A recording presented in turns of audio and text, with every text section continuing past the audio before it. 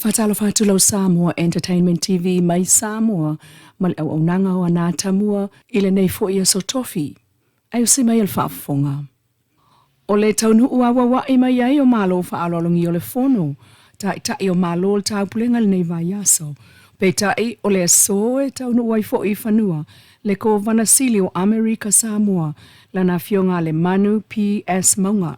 Mo le tatalalo i ai o le fono a ta i o malo o tau pulenga le chako me le sfraile. Luas fulima i le faleta alo i tuna i mato.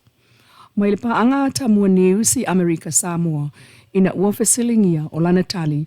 O le whaaton sili o le mtanga rengo whaatoanga Amerika Samoa le fionga so lia mutini o le a whaafeao mai le fionga le kovana o le tali vala au le vala au lia le fionga le pale mia o Samoa fia me na o mi mata afa e le tatalanga o le fono a tai o malo o le tapulenga.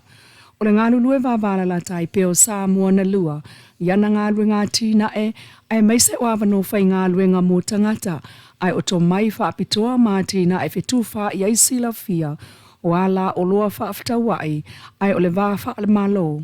I le puipuinga o Samoa mai a fianga o suinga o le tau. Nisi nā o vaenga o lo o lawi lo ai le ngālu lue so o tau au o Samoa na ngalua. E taunu ua i whanua le whainga malo malo Amerika Samoa i le so mo le aso tele o le fono au tu a tai au aso wharaile lua lima. A o whiawhioa i ai le tupu o Britania sa le tolu i Samoa mua nāsia singa whaale malo o petai o whaape nā fo ila na masiofo Camila i le aso wharaile nei. Ila nāsia singa i lotoa o whanau sawa i le campus au whaupi tuana i mato. Petai o le ti munga o le so, ai o lo o whelea lea i pea le lipine sama o le whaamanatu i a Samoa ma le lalolangi e whaamuta sa wanga. Ma whai ai le sao le masiofo i le ango whaataitai le Camila Preschool of Hope e nati te talai nalo ia i le aso wharaila nei. O lipine sama o le whaailo e tau fiai sa wanga mo lo sao o lo mawalea. I le Janet's ANZ with Rita and Little Wonders, Clark A. and Korea Lawyers, the Samoa Commercial Bank in town, Lee and Chow Minor Supermarket, le CCK, le Ford, le Kiko's Cafe, Bonifacio Lawyers, Louis and Chang, Male Radio Polynesia.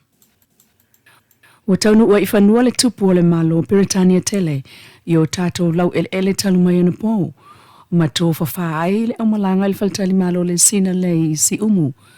O le soundinga whaatali le mlai wale le tuso le fitu i le fiafi. E au fia il whaafeilua e a le taitai o le malo le fionga le pala mia fia me na o mi metaafa. Ae o le kāpeneta i lunga o le malai i le taunu o le tupu mo le masiofo. Ma avea i le whaataua i le tula i whaaloaloa leo e ala i le taamilisanga. A le tupu i le tula i le nā leo ai o lona vii. Ma nga i atua iloa i le tu malo si umu mo malo longa.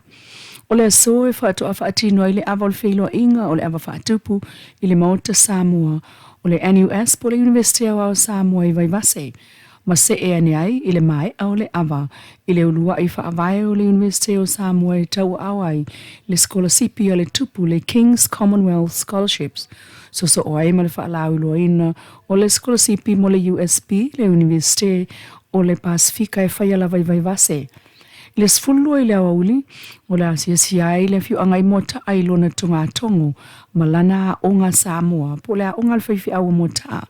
Se tasi o a onga wha Samoa na ulua i awa oai, le whaitawina o le tusipi, ma le mata i tusi e tamaiti a Samoa.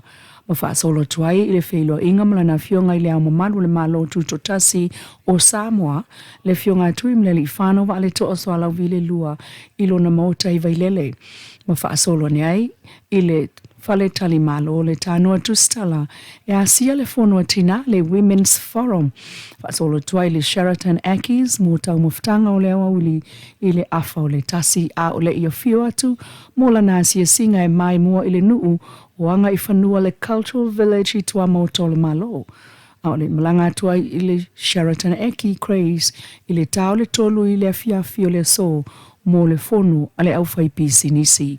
Ma wha solo tuai i le wha sao ale malo le i le pupu e wha penao no o toi loa mulmuliane i lona pitanga il faltali malo i si umu i le Sina Lei Resort. Inisio tala le watoa mai le nei tai au i le savele ma te imunga. Te imunga ma mawhai pe ona iai le taulanga i le tai au ana nafi na loulo la ai le ngata i fale ma susu ai se vaenga o lau whainga lue ngā leo leo i lungo le awala. Pe tai o nā fōlinga wa ai o le tau na mōli mawina ai foi e tātou pa anga le motu sia o maia o le meli lau pa sese o lo o taula i le wafu.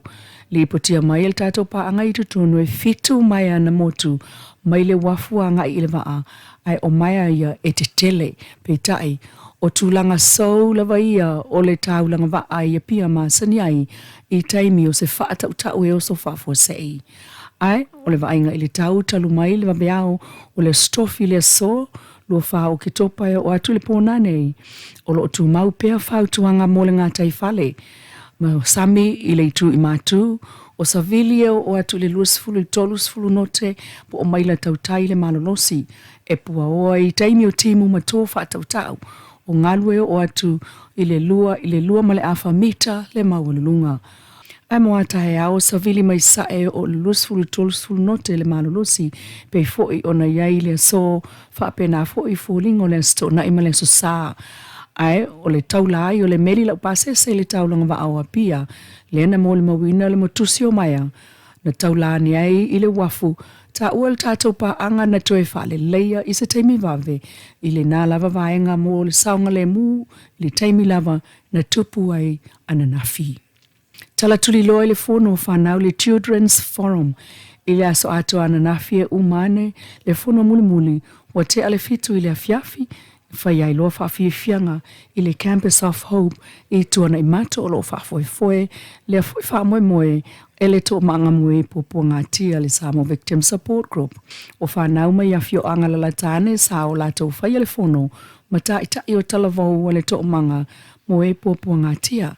E sili le lua se lau whanau mai le ono tausanga i le sfuluvalu tausanga le mātua, Leana awai matu moi fo ile lotoa Campus of Hope ile fono o whanaus sa unoa le fionga le prestene sili niuli na jang ile ma ewa ma whauwhaunga ma manatu whanau na whaali o lo maua mai ei nisi o awa lai whaatino ai tonga fiti po o fofo i whaafita auli o le whaawa wai peo na tupo sawanga i ainga o Samoa o le aunga lava o nei fono uma o le tau fia ma whaamuta sawanga i lo tātou atuna u le au nangalo